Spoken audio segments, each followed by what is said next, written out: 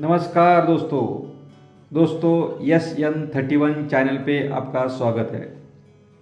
दोस्तों, किसी ने बड़ी कमाल की बात कही है कि जो हमारे लिए वक्त देता है उसके लिए हमारे पास वक्त नहीं होता। एक बहुत बड़ी खूबसूरत कहानी है कि एक नौजवान लड़का, उसके घर के सामने एक आम का पेड़ होता है। जब भी उसको कोई कष्ट दुख होता है तो पेड़ के नीचे बैठ के अपनी दिल की बात बताता है। वो पेड़ उसकी तमन्ना, उसकी मन्नत पूरी कर देता है। वो बहुत कुछ पढ़ लिख के बड़ा हो जाता है और उसको एक एग्ज़ाम देने के लिए दूर जाना पड़ता है। उस समय उसके पास कोई पैसा नहीं होता, कुछ नहीं होता। उस समय वो आता है, वहाँ पे पेड़ के पास आता है और पेड़ के नीचे बैठ के अपने दिल की बात बताना शुरू कर देता है। वो पेड़ उसे कहता है, बेटा मैं हूँ ना, ऐसे कह के वो पेड़ उसे अपना क्या प्रॉब्लम पूछता है तो वो बताता है कि मेरी एग्ज़ाम है और वहाँ जाने के लिए मेरे पास पैसा नहीं है। उस समय वो पेड़ उसे कहता है कि ये मेरे जो फल लगे हुए, ये जो आम लगे हुए, उसको तोड़ो और आप मार्केट लेके जाओ उसे, और उससे जो पैसा मिले उससे जाके अपना काम चलाओ। वो लड़का जाता है, आम तोड़ के मार्केट लेके जाता है। उसका जो भी पैसा आएगा एग्ज़ाम दे के जॉब करना शुरू कर देता है और अपने जॉब के धुन में, अपने ज़िंदगी के धुन में जीता रहता है। लेकिन उसको कुछ दिन के बाद और एक समस्या उसके सामने खड़ी आ जाती है कि जो उससे सॉल्व नहीं हो सकती। उसे उस पेड़ की याद आती है कि जिस पेड़ ने उसको अभी तक सहारा दिया है, जिस पेड़ ने उसे अभी तक अपना समस्या का सॉल्यूशन दिया है। उस पेड़ के पास वो आता है। वो पेड़ बूढ़ा होता है, बहुत बड़ा हो जाता है। वो पेड़ के नीचे आके और बैठ के शुरू कर देते हैं अपनी कहानी, दिल की कहानी बताना। तो उसे वो पेड़ कहता है कि अभी क्या प्रॉब्लम है आपको, अभी तो आपको जॉब मिला हुआ है, तो अभी आपको क्या समस्या है। तो उस वो पेड़ को कहता है कि मेरा प्रमोशन होना है और उस प्रमोशन के लिए मेरे को कुछ पैसे की ज़रूरत है, लेकिन मेरे पास उतना पैसा नहीं कि जितना मैं उस प्रमोशन वालों को उतना दे सकूं। तो पेड़ उसे कहता है कि ये जो मेरी टहनियाँ है, ये जो मेरी शाखा है, उसको काटो, मार्केट ले जाओ और उसका जो आपको पैसा मिलेगा उससे आप अपना काम चला लो। उस बच्चे के दिमाग में फट से वो आइडिया आ जाती है और वो कुछ लोग मजदूर लगा के उसकी पूरी टहनियाँ काट के मार्केट ले जाता है, बेच देता है, अपना प्रमोशन का पैसा देता है और अपनी ज़िंदगी शान से जीना शुरू कर देता है। इधर वो पेड़ बिना पानी का, बिना किसका अपना गुजारा चलता रहता है, बूढ़ा होता रहता है, बढ़ते जाता है। उसकी टहनियाँ बढ़ नहीं पा रही, उसको पानी नहीं मिल रहा है, उसका देखभाल करने वाला कोई नहीं। लेकिन वो लड़का एंजॉय कर रहा है, ज़िंदगी के जीना सपने जी रहा है। छोटे मोटे थोड़े बहुत पैसे करके वो एक छोटा सा घर लेता है, लेकिन उस घर के अंदर कोई फर्नीचर नहीं होता, कुछ नहीं होता। और उसके जो दोस्त यार जो होते हैं वो बड़े बड़े घर के होते हैं।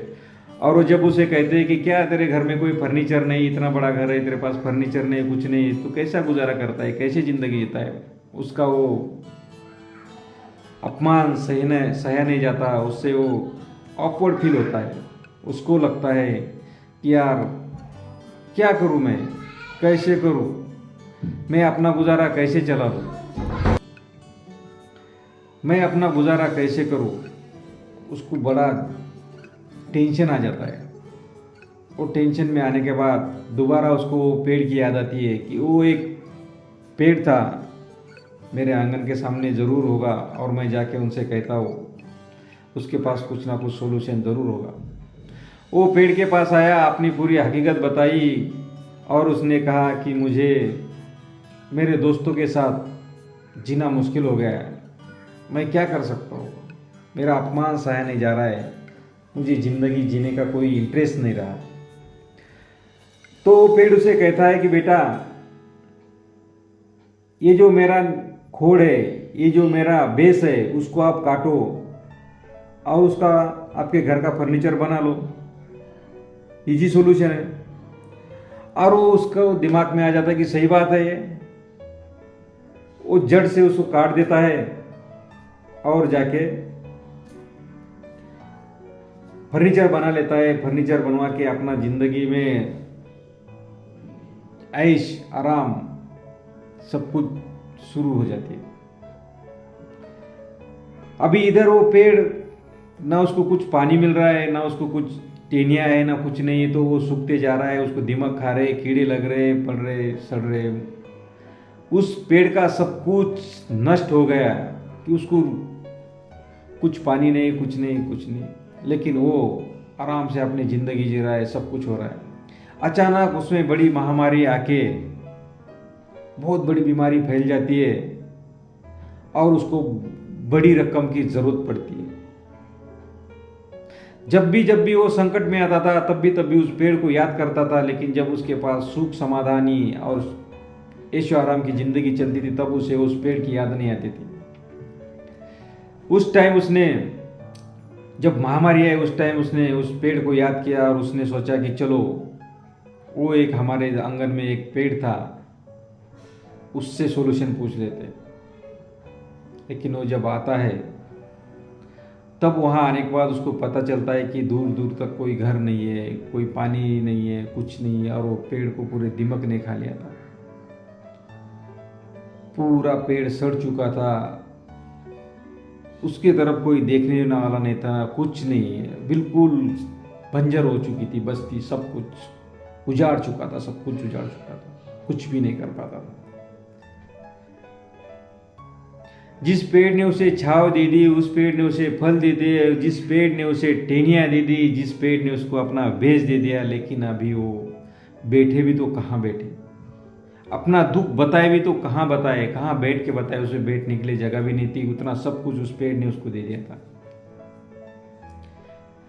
जब अभी वो रोने लगा, सिर पीटने लगा, थपथपाने लगा, तब उससे एक आवाज़ आई, बेटा, अभी ये सब कुछ करने से क्या फ़ायदा, ना मैं आपका दुख दूर कर सकता हूँ, ना मैं आपका कुछ हेल्प कर सकता हूँ, क्योंकि मेरे अंदर उतनी ताकत नहीं रही। मैं बूढ़ा हो चुका हूँ, मैं मर चुका हूँ, मेरे पास कुछ भी नहीं रहा है आपको देने के लिए।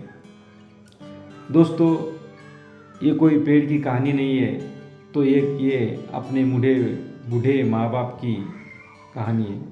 दोस्तों, जो माँ बाप अपने लिए सब कुछ दे देते हैं, समय, पैसा, घर दार सब कुछ बेच बाच के दे देते हैं, लेकिन उनको तरफ देखने के लिए हमारे पास समय नहीं रहता, उनको संभालने के लिए हमारे पास समय नहीं रहता, उनके संभालने के लिए हमारे पास कोई घर मकान, कोई कमरा नहीं रहता। ये समाज की बहुत बड़ी दुख की बात है।